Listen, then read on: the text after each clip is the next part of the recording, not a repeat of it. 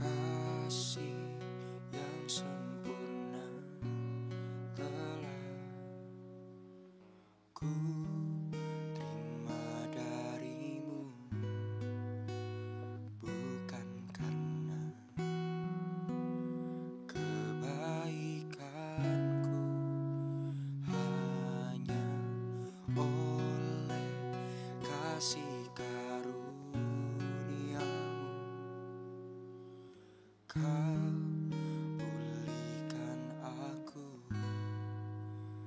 layakkanku untuk dapat memanggilmu Bapa.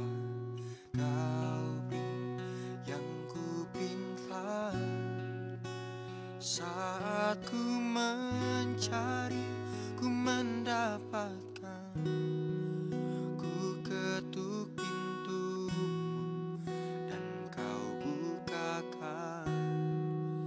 sebab kau Bapakku, Bapa yang kekal. Takkan kau biarkan aku melangkah hanya sendirian. Kau selalu ada bagiku, sebab kau Bapakku, Bapa yang kekal.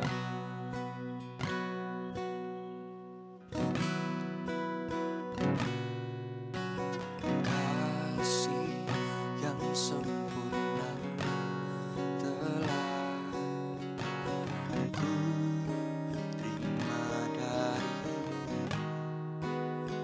bukan karena kebaikanku, hanya oleh kasih karuniamu. Kau pulihkan aku, layakkanku untuk dapat memanggilmu Bapa. Kau beri yang ku pinta saat ku mencari, ku mendapatkan. Ku ketuk pintu, kau bukakan, sebab kau Bapakku, Bapa yang kekal. Takkan kau biarkan aku melangkah hanya sendirian. Kau selalu ada bagiku, sebab kau Bapakku, Bapa yang kekal. Kau beri yang ku pinta saat ku mencari, ku mendapatkan. Ku ketuk pintumu dan kau bukakan, sebab kau Bapa, Bapa yang kekal. Takkan kau biarkan aku melangkah hanya sendirian. Kau selalu ada bagiku, sebab kau Bapakku, Bapa yang kekal.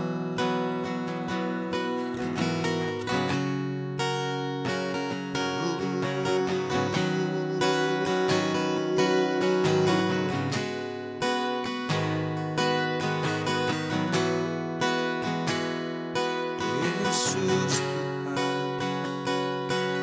Yesus Tuhan, oh, Kau Bapa yang kekal. Kau selalu setia,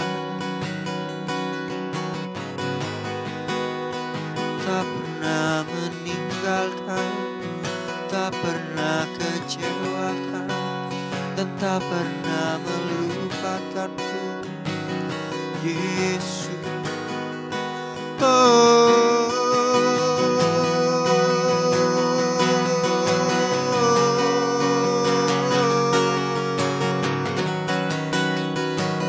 Kau selalu setia, Kau selalu ada di setiap musim hidupku. Kau selalu ada dalam setiap masa, dalam setiap musim. Tak pernah pergi meninggalkanku. Kau selalu beserta, Kau selalu beserta, Yesus.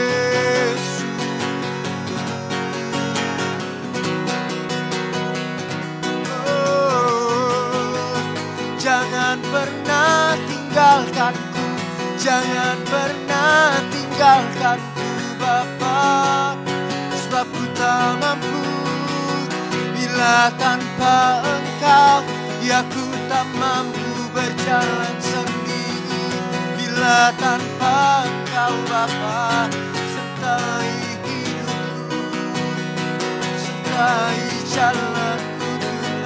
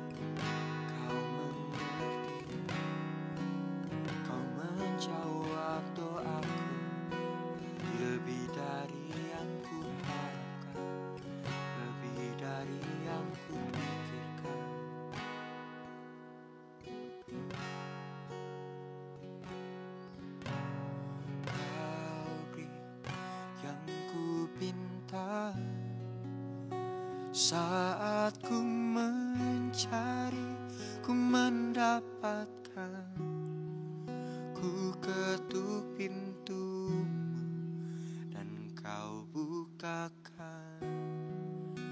Sebab Kau Bapa-Ku, Bapa yang kekal. Takkan Kau biarkan aku melangkah hanya sendirian. Kau selalu ada bagiku, sebab Kau Bapa-Ku, Bapa yang kekal. Kau selalu ada bagiku, sebab Kau Bapa-Ku, Bapa yang kekal. Kau selalu ada bagiku, sebab Kau Bapa-Ku, Bapa yang kekal.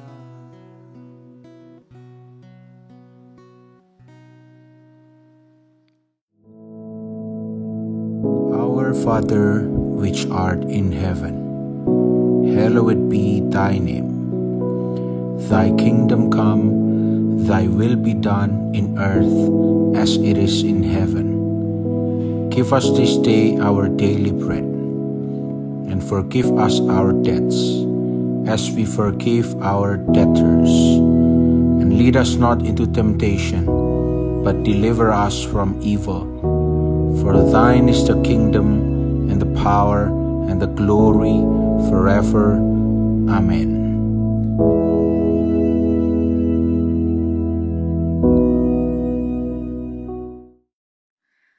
Shalom saudara. Mari saat ini kita akan merenungkan kebenaran firman Tuhan. Kita akan baca bersama dalam Amsal 24 ayat 10. Jika engkau tawar hati pada masa kesesakan, kecillah kekuatanmu. Saya ulangi lagi. Jika engkau tawar hati pada masa kesesakan, kecillah kekuatanmu. Saudara, kata tawar hati kalau kita lihat dalam kamus bahasa Indonesia, itu berarti keadaan di mana tidak bersemangat lagi, tidak ada gairah lagi, nggak bergairah lagi, tidak ada kemauan lagi. Misalnya ketika kita mengajak makan seseorang yang sedang tawar hati, dia tidak mau makan, saudara. Hilang keberanian dan putus harapan. Ungkapan lain yang menunjukkan keadaan seperti ini adalah patah semangat atau patah hati, atau dalam bahasa Inggrisnya adalah lose heart atau discouraged. Nah, di dalam Alkitab terkadang pengertian tawar hati ini disamakan dengan kecut hati atau sikap hati yang merasa jemu, lelah, capek. Sikap tawar hati adalah suatu sikap yang apatis, yaitu satu kehidupan di mana sudah tidak ada motivasi lagi, tidak ada gairah lagi, tidak ada antusiasme lagi. Dan kata tawar hati di dalam Alkitab ini berasal dari kata rafa. Itu artinya hancur, meleleh, menurun, kehidupannya menurun, menjadi kabur secara perlahan, menjadi lemah, menjadi takut, merasa dirinya tidak berharga. Nah, kata rafah ini merujuk kepada suasana atau keadaan hati yang tidak bersemangat, hati yang gundah, sedih, lesu, dan merasa dirinya itu tidak berdaya. Saudara, kita tahu bahwa masalah itu adalah bagian dari hidup manusia. Sepanjang hidup manusia, manusia tidak akan lepas dari masalah. Pada saat kita menghadapi masalah atau pergumulan atau dalam kesesakan, seringkali godaan itu datang berupa pikiran-pikiran yang membuat kita ini menjadi tawar hati. Dan tentunya iblis senang dengan keadaan ini.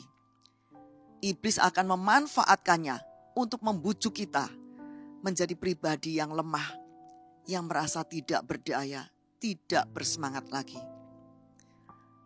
Namun, bagi saudara yang rajin beribadah, bagi saudara yang setia beribadah, setia mendengarkan khotbah, setiap hari selalu membaca merenungkan firman Tuhan, saudara akan mengenal suara Allah, yaitu suaranya itu selalu menguatkan kita, selalu memberi kekuatan, menghibur kita. Dan suara Tuhan tidak pernah membuat orang menjadi tawar hati. Orang yang senantiasa mendengarkan firman Tuhan, merenungkan firman Tuhan, maka hidupnya akan jauh lebih teguh dan stabil. Melalui firman Tuhan, saudara, kita akan senantiasa mendengarkan kata-kata atau janji-janji Tuhan. Misalnya, jangan takut, aku menyertaimu. Atau tenanglah, ini aku ada. Jangan takut. Pada masa-masa yang susah, jika kita membiasakan diri atau mendengarkan atau mengarahkan telinga kita kepada suara Tuhan, kita akan mendengarkan kata-kata yang menguatkan kita, sehingga kita tidak terjerumus ke dalam tawar hati. Ada pepatah yang mengatakan putus asa itu bukan dari Tuhan. Ini berarti, saudara, jika kita mengizinkan rasa tawar hati itu menguasai hati kita, berarti kita sudah menyerahkan hidup kita, diri kita, kepada sesuatu yang bukan berasal dari Tuhan. Saudara, alat iblis yang paling ampuh terhadap orang Kristen yang sungguh-sungguh ialah tawar hati. menjadi tawar hati itu sendiri bukan suatu dosa, tetapi gerbang menuju segala macam dosa. Pada umumnya, iblis akan kesulitan membuat seorang Kristen yang sungguh-sungguh untuk berbuat dosa. Tetapi lebih mudah bagi iblis membuat seorang Kristen itu menjadi tawar hati. Tawar hati membuat kita menjadi lemah, tidak berdaya, tidak bersemangat lagi, tidak ada harapan lagi. Oleh karena itu penting bagi kita untuk menjaga hati kita, agar kita tidak menjadi tawar hati. Terlebih lagi saat kita berada dalam keadaan yang sulit atau sedang menghadapi masalah. Tawar hati ini, saudara, merupakan kondisi emosional yang negatif yang akan merusak hidup seseorang dan kesehatannya. Tawar hati ini merupakan kumpulan dari beragam energi yang negatif, seperti patah semangat, pesimis. Menghadapi hidup ini sudah pesimis, sudah gak ada lagi optimis. Tidak lagi memiliki pengharapan, merasa dirinya tidak berdaya, putus asa, dan perasaan negatif lainnya. Tawar hati ini, saudara, biasanya dipicu oleh persoalan yang berkaitan dengan kesehatan. Jadi misalnya dia sakit, mungkin sakit yang sudah dalam keadaan kritis atau sakit yang lama, masalah finansial, persoalan dalam keluarga, problematika dalam dunia kerja, persoalan sosial yang tidak sehat, dan sebagainya. Nah, saudara, biasanya tawar hati ini diawali dengan adanya rasa kecewa. Kekecewaan yang dibiarkan terus-menerus itu akan menjadi tawar hati. Ada ungkapan yang mengatakan, jangan biarkan kekecewaan itu bernanah menjadi tawar hati. Jangan pernah merasa kecewa terhadap Tuhan, karena memang Tuhan tidak pernah mengecewakan kita. Allah yang kita sembah adalah Allah yang baik, dan Dia tidak pernah mengecewakan anak-anaknya. Dia tidak pernah mengecewakan orang-orang yang berharap kepadanya. Di dalam Lukas pasal 7 ayat 23 dikatakan, dan berbahagialah orang yang tidak menjadi kecewa dan menolak aku. Berbahagialah orang yang tidak menjadi kecewa terhadap Tuhan dan menolak Tuhan. Mungkin doanya belum dijawab. Jangan terus kita menjadi kecewa, karena Allah itu selalu menjawab doa kita. Dia adalah Allah yang ya dan amin atas semua janji-janjinya. Kata kecewa di sini dari kata skandaliso, artinya kecewa atau tergoncang. Ketika doa kita ini belum terjawab, jangan kita menjadi kecewa kepada Tuhan dan iman kita tergoncang, seolah-olah kita sudah enggak lagi percaya kepada Tuhan. Jangan, saudara. Tetapi tetaplah percaya kepada Tuhan dan tetaplah bertekun dalam doa. Tetaplah bersyukur. Sudah sering dicanangkan, bahkan hampir tiap minggu dicanangkan, bersyukurlah dalam segala hal, dalam segala sesuatu, dalam segala keadaan, bersyukurlah. Sebab Tuhan itu baik, kasih setianya selama-lamanya, tak berkesudahan kasih setia Tuhan, dan tak habis-habisnya rahmatnya. Jadi, biarlah kita selalu bersyukur. Dan pengharapan di dalam Yesus itu tidak pernah mengecewakan. Menjadi tawar hati atau kehilangan semangat dalam kesesakan, itu akan memperkecil kekuatan kita. Mengapa? Sebab dalam keadaan tawar hati, itu suasana hatinya adalah dingin. Nah, dalam keadaan suasana hati dingin ini, tidak ada sukacita tidak ada benih sukacita bisa bertumbuh. Tidak ada benih kekuatan bisa bertumbuh. Yang ada adalah mengasihani dirinya sendiri. Atau bahasa sehari-harinya, bahasa Jawanya, nelongso, begitu saudara ya. Saudara, perhatikan, ada ungkapan yang bagus sekali mengatakan, kekalahan terbesar seseorang itu bukan ketika tidak ada uang atau senjata. Tetapi kekalahan terbesar seseorang adalah ketika seseorang itu kehilangan semangat hidup. Jadi ketika kita kehilangan semangat hidup, itu kekalahan terbesar kita. Di dalam Amsal 24 ayat 10 ini mengajarkan kepada kita bahwa ketika kita menghadapi masalah, mengalami kesesakan akibat sakit penyakit, masalah-masalah keluarga, masalah pernikahan, masalah finansial, masalah pekerjaan, bisnis dan sebagainya. Kita dapat memilih respons atau sikap terhadap segala situasi kehidupan kita ini. Kita dapat menghadapi kesesakan hidup dengan pilihan sikap yang terbaik. Ada 2 pilihan sikap, saudara. 1, kita mau bersikap tawar hati. Ya tadi yang saya katakan, diawali dengan rasa kecewa kepada Tuhan. Kenapa kok Tuhan belum menolong kita? Kenapa Tuhan belum menjawab doa kita? Dari kecewa ini akhirnya kita menjadi tawar hati. Nah, ketika kita memilih tawar hati, saudara, maka kecillah kekuatan kita.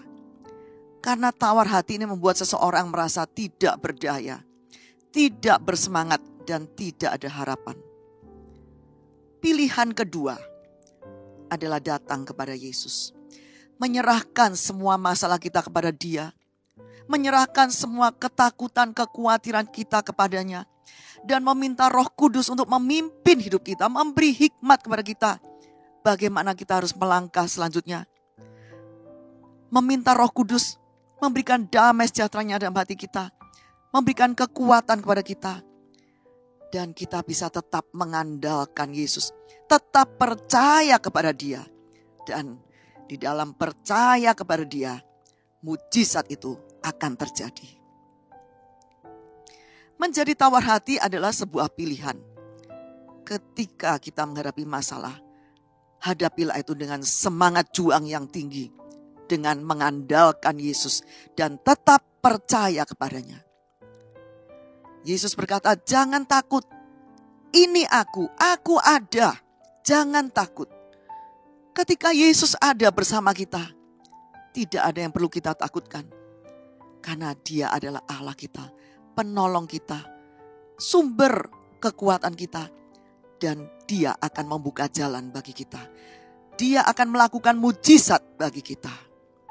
Oleh sebab itu, jangan pernah biarkan kekecewaan itu ada dalam hati kita. Karena kekecewaan yang dibiarkan itu akan menjadi tawar hati. Akan tetapi pilihlah untuk selalu percaya kepada Tuhan. Pilihlah untuk selalu hidup dalam pimpinan Roh Kudus yang akan membawa kita pada suatu hidup yang berkemenangan. Amin. Mari kita berdoa. Tuhan, kami bersyukur kepadamu karena Engkau itu baik. Kasih setiamu tak berkesudahan. Kebaikanmu melimpah bagi kami. Dan penyertaanmu itu selalu ada atas kami. Dan kalau Engkau selalu bersama kami, menyertai kami, maka seharusnya kami tidak takut, Tuhan. Menghadapi apapun juga dalam hidup ini, ketika ada Engkau bersama kami tidak takut, kami tidak khawatir. Karena Engkau itu Allah yang maha kuasa. Engkau Allah yang sanggup menolong kami. Engkau Allah yang sanggup memberikan jalan keluar ketika kami tidak lagi memiliki jalan keluar. Engkau Allah yang sanggup menyembuhkan segala sakit penyakit kami. Terima kasih Tuhan. Ajarkan pengertian ini tertanam dalam hati kami. Sehingga ketika kami menghadapi masalah, kami tidak akan jatuh dalam kekecewaan terhadap Engkau yang akan berakibat pada tawar hati. Tapi kami akan tetap mengandalkan Engkau, percaya kepadamu bahwa Engkau akan menolong kami dan memberikan kemenangan kepada kami. Terima kasih Tuhan, terima kasih. Sepanjang hari ini kami akan berjalan bersama dengan Engkau. Jangan pernah membiarkan kami itu jauh dari Engkau Tuhan. Tetap pegang tangan kami. Bahwa kami itu terus berjalan bersama dengan Engkau. Dan bersama dengan Engkau kami akan melihat mujizat demi mujizat itu terjadi dalam hidup kami. Terima kasih Tuhan, terima kasih. Dan biarlah berkat dari Bapa, kasih Yesus Kristus dan persekutuan Roh Kudus menyertai saudara semua sampai Maranatha Yesus datang kembali. Dalam nama Yesus Kristus. Amin.